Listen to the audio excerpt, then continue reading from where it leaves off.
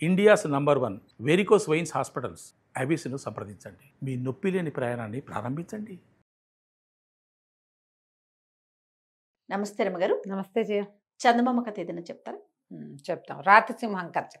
పూర్వం అట ఒక పల్లెటూరులో ఓ ఇద్దరు అన్నదమ్ములు ఉండేవాళ్ళట. ఉంటే తండ్రి కొంతకాలం ఉండి గతించాడు. ఆయన ఏం చెప్పాడు, అన్నదమ్ములు ఇద్దరిని పంచుకుని తినండి అని చెప్పాడట. అన్నయ్యకి పెళ్ళైపోయింది, అన్న వదిన ఉన్నారు. పంచుకోవడం అంటే ఏం పంచుకుంటాం, పనులు పంచుకుంటారు. ఏ అన్నదమ్ములు డబ్బులు పంచుకునే వాళ్ళు కనపడేవాళ్ళు కాదు. ఈ పల్లెటూళ్ళలో దుర్మార్గులుగానే ఉండేవాళ్ళు ఎక్కువ. ఎందుకనో కథల్లోనే అలా కనపడుతుంది. అయితే ఏమైంది, ఈ కొన్ని రోజులు గడిచాక ఆ వదిన రోజు అనేది ఏంటి పనంతా పెద్ద పనులన్నీ మీరు చేస్తున్నారు, వాడి పిల్ల పనులు చేస్తున్నాడు, వీడిని ఎందుకు పోషించాలి మనం అంటుండేది. అనగా అనగా అనగా అనగా తమ్ముడిని అన్నయ్య అన్నాడు, ఒరే నాయన, ఇక నేనే నిన్ను పోషించడం ఎట్లా, నీ పొట్ట నువ్వు పోసుకో, నీ దారి నువ్వు వెళ్ళు, ఏదైనా పని చేసుకో, నా మీద ఆధారపడి ఉండద్దు. ఈ పొలం పుట్ర ఇల్లు వాకిలి ఏవో కొద్దిగా ఉన్నాయి, ఉన్నవి నేను చూసుకుంటా, నీ దారి నువ్వు వెళ్ళమన్నాడు. కుర్రాడికి ఏం చేయాలో తెలియలే. అన్నయ్య వెళ్ళిపోమంటున్నాడు. సరే, అక్కడ పెద్దగా వాళ్ళకు ఉన్నది ఏం లేదు, ఆ ఉన్నది చెరసగం. కానీ అన్నయ్య ఆ మాట ఎత్తటల్లా, ఇదంతా నేను నాదేనంటున్నాడు. సరే, తమ్ముడు ఏం చేశాడు, వాళ్ళ అమ్మకి చెప్పాడు, అమ్మ అన్నయ్య నన్ను వెళ్ళిపోమంటున్నాడు ఇంట్లోంచి, మరి నేను అటు కొండ దిగి అవతల ఊర్లో ఏదైనా పని చేసుకుని బతుకుతానమ్మా అన్నాడు. వాళ్ళ అమ్మ అంది, నాయన ఇవాళ నిన్ను బొమ్మన్నాడు, రేపొద్దున నన్ను బొమ్మంటాడురా, నువ్వైతే ఏదో కాయ కష్టం చేసుకుని అన్నం తింటావు, నేనేం చేస్తాను, మరి నా వల్ల కాదు కదా, నీతో ఉంటా, నీకు అన్నం వండి పెట్టాలి కదా, నీ పెళ్ళి అయ్యేదాకా నిన్ను చూసుకోవాలి కదా, నేను చూసుకుంటాను, నన్ను నీతో తీసుకుపోరా, నన్ను ఇద్దరం కలిసి వెళ్ళిపోదాను రా. తమ్ముడు చెప్పాడు, అమ్మని తీసుకెళ్తాను నాతో అంటే ఆ కోడలు సంతోషించింది. ఇక అత్తగారి పెత్తనం ఉండదు, హాయిగా ఇల్లంతా మనమే ఏలుకోవచ్చని సరేనన్నారు. చిన్న కొడుకు తల్లి కలిసి బయలుదేరారు. ఒక ఎత్తైన కొండ ఉంది వాళ్ళ ఊరు దాటాక. ఆ కొండ దిగువన ఇంకొక ఊరుంది, వీళ్ళది చిన్న ఊరు, అవతలది కొంచెం పట్టణం. ఈ కొండ మీదకి వెళ్ళి సగపడి దిగుతుంటే వాళ్ళకి ఒక పురాతనమైన ఇల్లు ఒకటి కనపడింది. ఎవరో కట్టుకున్నారు పాతకాలంలో, బంగ్లా లాంటిది, పెద్దది కాదు, ఈ వేసవి విడుదలుగాను అలాగూ కట్టుకునేవాళ్ళు అప్పట్లో. ఆ జమీందారులో ఎవరో వాళ్ళు రావడం మానేసినట్టున్నారు. బాగా ఒక 5-6 గదులు ఉన్నాయి, కొన్ని నివాస యోగ్యంగానే ఉన్నాయి, మిగిలినవి కూడా ఓపిక మీద కాస్త రిపేర్ చేసుకుంటే ఆ ఇల్లు బాగానే ఉంటుంది. కొంతకాలంగా ఎవ్వరూ వచ్చిన దాఖలాలు లేవు, ఏళ్లుగా. తల్లి కొడుకు ఏమనుకున్నారు, సరే 2 పూటలు శుభ్రం చేసుకుని ఇక్కడ ఉందాము అని అనుకున్నారు. తల్లి మంచి పనిమంతురాలు, ఆవిడ చకచక ఇల్లు వాకిలి బాగు చేసింది. పిల్లాడు కూడా గట్టివాడే, బరువు పనులు చేసేవాడే. ఇల్లంతా సవరించుకున్నారు. చూస్తే లోపల ఏదో కుండా చట్టి కూడా ఉన్నాయి, మంచాలు ఉన్నాయి, పాత పడిపోయినాయి, కానీ పడుకోవడానికి వండుకోవడానికి ఏమి ఇబ్బంది లేదు. పొయ్యికి ఏముంది, కొండ మీద 4 చితుకులు పెట్టి 2 రాళ్ళు పెట్టుకుంటే మంట పొయ్యి, గిన్నెలు అయితే ఉన్నాయి. సరే, కుర్రాడు ఏమన్నాడమ్మా, అటు కొండ మీదకి వెళ్ళి ఏమైనా కొంచెం చెట్లు కొట్టుకుని ఊళ్ళోకి తీసుకెళ్ళి కట్టెలు అమ్ముకొస్తానమ్మా అన్నాడు. తల్లి ఏం చేసింది, వచ్చేటప్పుడే తమ సామాన్లతో పాటు ఇన్ని బియ్యం, పప్పు, కూర అన్నీ పట్టుకొచ్చింది. పప్పు ఉప్పు తెచ్చింది. అన్నం పప్పు వండుకుని తిన్నారు. ఆ పొట్టు పడుకున్నారు. మర్నాడు పొద్దున ఏం చేశాడు కుర్రాడు, కొన్ని చెట్ల కొమ్మలు అవి ఎండు కొమ్మలు అవి కొట్టుకుని 2 మూటలు కట్టుకుని కొండ మీద నుంచి దిగి ఆ ఊళ్ళోకి వెళ్తున్నాడు. ఊళ్ళోకి వెళ్తుంటే వాడికి ఆ కొండ కొస మీద ఒక రాతి సింహపు బొమ్మ కనపడింది. ఓ, ఏమిట్రా అని బాగా చూస్తే అది సింహం ఎట్లా ఉందంటే చక్కటి సింహపు ముఖం, ఎవరో చెక్కారు. ఒకవేళ ఈ కొండ దేవుడు కాబోలు, ఈ కొండ దేవుడు అవటం వల్లే, ఈయన కరుణ వల్లే దొరికినాయి ఇన్ని అమ్ముకోవటానికి అని అనుకుని సరేనని అక్కడ దండం పెట్టుకుని ఇక చెట్ల కొమ్మలు 2 మోపులు కట్టాడుగా, 2 మోపులు ఊళ్ళోకి దిగి వెళ్ళి అమ్ముకున్నాడు. సాయంత్రానికి డబ్బులు వచ్చినాయి. డబ్బులు పుచ్చుకుని వస్తూ ఏం చేశాడు, నూనె, ఒత్తులు, ఒక పాత ప్రమిదలు కూడా కొనుక్కొచ్చుకున్నాడు. ఈ ఇళ్ళల్లా వెతికితే ప్రమిదలు కూడా దొరికినాయి, సామాన్లు ఉన్నాయి కదా, ఎవరిదో పెద్దవాళ్ళ ఇల్లే అది. వీడేం చేశాడు, మర్నాడు ఈ కొండ మీదకి వెళ్ళేటప్పుడు చెట్ల కొమ్మలు కొట్టుకోవడానికి మళ్ళీ వెళ్తున్నాడు. కావాలిగా, రోజువారీ డబ్బు అవసరం కదా. ఈ రాతి సింహం దగ్గర ఆగి దండం పెట్టుకుని తెచ్చుకున్న నూనె ఆ కుందిలో పోసి ఆ 2 ఒత్తులు వెలిగించి దండం పెట్టాడు. దండం పెట్టేసరికల్లా ఆ సింహం లోపల నుంచి మాటలు వినిపింటాయి, ఎవరినైనా నువ్వు అని. వీడు పదే పదే దండాలు పెట్టి, అయ్యా నేను ఇక్కడ నివాసం ఉండటానికి వచ్చాను, మరి మిమ్మల్ని చూసి దైవంగా భావించా, నిన్న దండం పెట్టాను, నిన్న చేతి 2 కట్టెలు దొరికినాయి, ఇవాళ కూడా చేతి 2 కట్టెలు దొరికినాయి, నిన్న శుభ్రంగా తిన్నాము, డబ్బులు మిగిలినాయి, అందుకని మీ వల్లే నాకు ఇది లభించిందని దీపారాధన చేసుకుంటున్నాను స్వామి అని చెప్పాడు.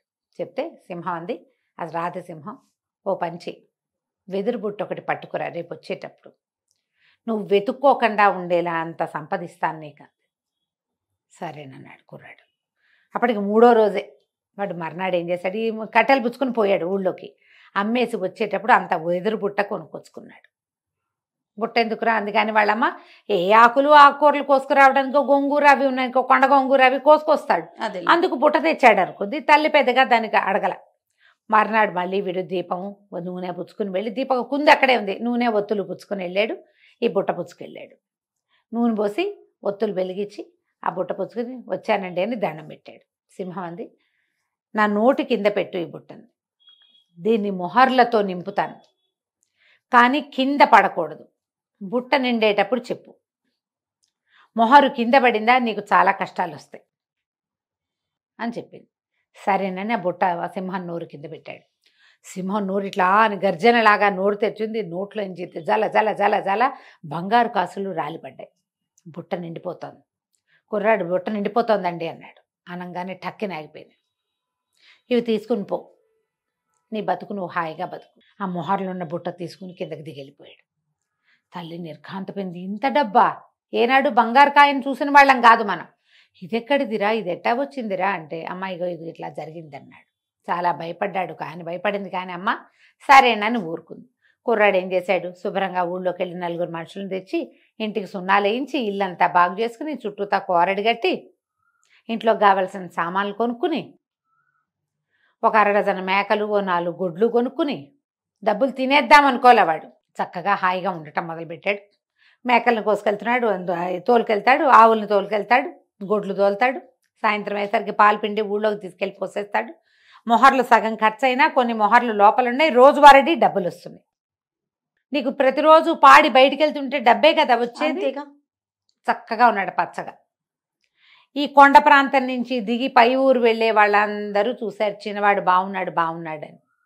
ఎవరో 2-3 పెద్ద మనుషులు, మీ వాడికేమో బ్రహ్మాండంగా ఉన్నాడు, కొండ మీద ఏదో ఇల్లు పట్టాడు, ఇల్లంతా బాగు చేశాడు, మరి గొడ్లున్నాయి, నేడో రేపో పిల్లనిస్తారు ఎవరైనా వాడికి, వాడి పని పసందుగా ఉందన్నారు. వీడికి అర్థం కాలే, నేనేమి ఇచ్చి పంపలేదే వీడికి, వీడికి ఏదైనా పాత ఏదైనా దొరికి ఉండాలి. ఇలా ఆలోచించి మొగుడు పెళ్ళాం ఇద్దరు వెళ్ళారు. వెళ్ళి ఇంత డబ్బు ఎట్టా వచ్చింది ఏమిటి అని తమ్ముడిని అడిగాడు. తమ్ముడు నిజమే చెప్పాడు. సింహం తల ఉంది కొండ మీద, ఆయన ఒక దేవుడు, నేను రోజు వెళ్ళి దీపం పెట్టొస్తాను, ఆయనే ఇది నాకు ఇచ్చాడు. సరే ఈయనకు అనిపించింది, ఏమిటి మనం మాత్రం ఎందుకు ఊరుకోవాలి, ఇల్లు వాకిలి ఉన్నాయనుకో, పొలం పుట్రా ఉన్నాయి, గొడ్డు గోదా ఉన్నాయి, ఉంటే డబ్బొద్దు కావాలి ఇంకా. సరే ఆలోచించుకుని పట్నం వెళ్ళి 2 పెద్ద పెద్ద దీపపు కుందులు, ఒక పెద్ద వెండి పళ్ళెం పుచ్చుకొచ్చాడు. సరే పళ్ళెంలో పళ్ళు గిళ్ళు పెట్టి దీపారాధన చేసి సింహం ముఖం దగ్గర పెట్టాడు. ఎవరు నువ్వు అని అడిగింది సింహం. అయ్యా నేను ఊర్లో ఉంటానండి, మా తమ్ముడు కట్టెలు కొట్టుకోవడానికి వచ్చి మీకు దీపం పెట్టి మీకు దండం పెట్టాడని మీరు వాడికి మొహర్లు ఇచ్చారు, నాకు కూడా దయచేయండి అవి అన్నాడు. సింహం అంది, సరే అలాగే, నోటి కింద బుట్ట పెట్టు, నిండేటప్పుడు చెప్పు చెప్పు. సరే వీడు బుట్ట పుచ్చుకొచ్చాడు, పెద్ద బుట్ట తెచ్చాడు. సింహం హెచ్చరించింది, మొహరు కింద పడితే కీడు జరుగుతుంది, కింద పడకుండా చూసుకో, నిండేటప్పుడు చెప్పు. సరే మొహర్లు గలగల గలగల రాలడం మొదలుపెట్టాయి. వీడేమనుకున్నాడు, ఇట్లా కొప్పుగా వచ్చాక చెబుదామనుకున్నాడు. తమ్ముడు ఇంత మటుకు రాగానే ఆపేశాడు. ఆశపాతకులకు ఎలా ఉంటుంది, ఆఖరిది కూడా వదిలిపెట్టబుద్ధి కాదు. ఇన్ని వచ్చినాయి, ఆ 2 లేకపోతే ఏమిట్లే అనిపించదు. మనం హెచ్చరించుకోవాలి ఇలాంటప్పుడు. ఇన్ని ఉంది చాలు, ఆ 1000 లేకపోతే ఏమైంది, ఆ 10,000 లేకపోతే ఏమైంది, ఆ 1,00,000 లేకపోతే ఏమైంది అలా అనుకో. ఆశపాతకత్వం అది. ఇతను ఏం చేశాడు, ఇట్లా కొప్పుగా వచ్చాక చెప్దామనుకున్నాడు. మొహర్లు నున్నగా ఉంటాయి, కొప్పుగా వచ్చే సమయానికి మొహర్లు ఒకదాని మీద ఒకటి పడి ఒకటి జర్రం జారి నేలకు తగిలింది. ఎప్పుడైతే మొహరు నేలకు తగిలిందో సింహంలోంచి నోట్లోంచి డబ్బులు పడ్డం ఆగిపోయింది. ఇతను బుట్ట పుచ్చుకుని వెళ్ళిపోదాం అనుకున్నాడు. సింహం అంది, నాయనా గొంతులో ఏదో అడ్డం పడింది, తీయవా ఒకసారి అంది. నోరు తెరిచింది కదా, ఇతను ఏం చేశాడు, కుడి చేయి ఇట్లా నోట్లో పెట్టాడు. ఆ సింహం నోట్లో పెట్టంగానే సింహం నోరు మూసేసింది, ఇక్కడ దాకా చేయి పట్టేసింది. చూస్తూ ఉండగానే బుట్ట నిండా ఉన్నాయా మొహర్లు, నేలకు తగిలిన మొహరేమో మట్టి పెళ్ళైపోయింది, మట్టి పెళ్ళలాగా అయిపోయింది. చూస్తూ ఉండగానే బుట్టలో ఉన్నవన్నీ మట్టి పెళ్ళలు అయిపోయింది. తను లబోదిబో ఏం చేసినా ఆ సింహం నోరు తెరవలా, ఇంకా నోరు మూసుకునే ఉంది. సాయంత్రం అయింది, ఇతను దిగిరాల. ఆ భార్యకి అర్థం కాల. దీపం పెట్టి డబ్బులు పుచ్చుకొస్తానన్న వాడు రాడేమిటి? పైకి ఎక్కింది. ఎక్కి చూస్తే ఏముంది, సింహం నోట్లో చేయి చిక్కుకుపోయి అక్కడే ఉన్నాడు. లబోదిబో ఏం చేస్తుంది? సరే మళ్ళీ దిగెళ్ళి మొగుడికి అన్నం పట్టుకొచ్చి పెట్టింది. అతను ఆ సింహం నోట్లోనే చేయి పెట్టుకుని అక్కడే ఉండిపోయాడు. అయ్యో. ఆ అమ్మాయి రోజు వచ్చి అన్నం పెట్టేది. పొలం పని చేయటం లేదు, ఈ కొండ ఇంత దగ్గరుందా, రోజు పడుతుంది, పూట పట్టేస్తుంది, ఎక్కాలి దిగాలి. తను రాకపోతే మొగుడికి తిండి లేదు. ఎవరికి చెప్తారు ఈ సంగతి? అంతే. ఇక రోజు ఎక్కేది. చూస్తూ ఉండగానే ఓ రోజు ఆవులను కట్టేసి వచ్చింది. ఆవులు విడిపించుకుని ఎక్కడికో వెళ్ళిపోయింది. పొలం నిండా పైరుంది, పైరు మొత్తం మాడిపోయింది. పైరు మాడిపోయింది, గొడ్లు పోయినాయి. ఈ అమ్మాయి పైకి రావాలి, కింద వంట చేసి పెట్టే దిక్కు లేదు, సంపాదించే నాదుడు లేడు. సంపాదించేవాడు సింహాన్ నోట్లో తలకాయ పెట్టుకుని చేయి పెట్టుకుని కూర్చున్నాడు. ఇక లబలబల ఆడిపోతూ ఉండేది. 5 రోజులు 8 రోజులు గడిచాక భార్య ఏడ్చుకుంటూ వచ్చింది. ఏమండి, మన ఇంట్లో ఏమీ లేవు, కుండలు కూడా పగిలిపోయినాయి, ఆఖరికి మనం బికారి వాళ్ళం అయిపోయాం, అత్యాసపడి ఈ పని చేసావు నువ్వు అనేసరికి మన సొమ్మంతా పోయిందా అన్నాడు. అనగానే సింహం పక్క పక్క పక్క పక్క నవ్విందట నోరు తెచ్చి. ఆశపాతకులకి ఏమవుతుంది? మొదటికి మోసం వస్తుంది. అంతే కదా. అత్యాస పడితే ఇలాగే జరుగుతుంది. ఉన్నది చాలు, ఏముందో దాంతో సరిపెట్టుకుందాం. సంపాదించినా ఇంకా ఇంకా ఇంకా అనుకుంటే మొదటికే మోసం వస్తుంది. ఎప్పుడైతే ఈ సింహం నోరు తెరిచిందో బతుకు జీవుడా అని చెయ్యి కప్పుకొని లాగేసుకున్నాడు. చెయ్యి అంతా కొంచెం నజ్జునజ్జుగా అయ్యింది, కానీ పర్వాలేదు, అమ్మయ్య ప్రాణాలు నిలబడ్డాయిరా దేవుడా అని ఆ రాతి సింహానికి దండం పెట్టి దిగి తమ్ముడింటికి నడుచుకుంటూ వెళ్ళారు. వెళితే చెయ్యంతా నలిగిపోయిందిగా. తల్లి చూసి లపలపలాడింది. ఏమిట్రా నాయన ఇట అయిపోయిందంటే, బోరుమని ఏడ్చి నా అత్యాస వల్లే నాకు ఇట్లా అయింది, వీడికి ఏమి ఇవ్వకుండా పంపించినా వీడు సంపాదించుకున్నాడు బుద్ధిమంతుడయ్యి, నాకు బుద్ధి లేక నేను ఇది చేశాను అంటే అది కోడలు కూడా ఏడ్చింది. గిన్నెలు చట్లు కూడా పగిలిపోయినాయి, గుడ్లు వెళ్ళిపోయినాయి, పంటలు మాడిపోయినాయి, ఇంట్లో ఒక్క వస్తువు లేదు, ఎలుకలు తినేసాయి, బియ్యము ధాన్యము వీళ్ళ దగ్గర పప్పులు ఉప్పులు మొత్తం పోయినాయి అత్యాస వల్ల అనేసరికి తమ్ముడు అన్నాడు, 2 రోజులు ఉండి చేయి మానేదాకా అని చెప్పి తన దగ్గర ఉంచుకుని అన్నయ్య కొంచెం స్వస్థత చెందాక తన గొడ్లలోంచి 4 గొడ్లు, తన మేకల్లోంచి 4 మేకలు, తన మొహర్లలోంచి 4 మొహర్లు చేతిలో పెట్టి నీ దారి నువ్వు ఏర్పరచుకో అన్నయ్య అని చెప్పి పంపించాడు. ఇతను తమ్ముడిచ్చిన 4 మొహర్లు పుచ్చుకుని ఆ గొడ్లని మేకల్ని తోలుకుని మొగుడు పెళ్ళం కొండ దిగి ఇంటికి వచ్చేసారు. నిదానంగా మళ్ళీ తమ జీవితాలు తాము స్వాధీనం చేసుకున్నారు. ఆశపాతకంగా ప్రవర్తించద్దు అని చెప్పటం కోసం ఈ కథను చెప్పుకోవచ్చు. చాలా చాలా బాగుంది. నమస్తే. నమస్తే జీ.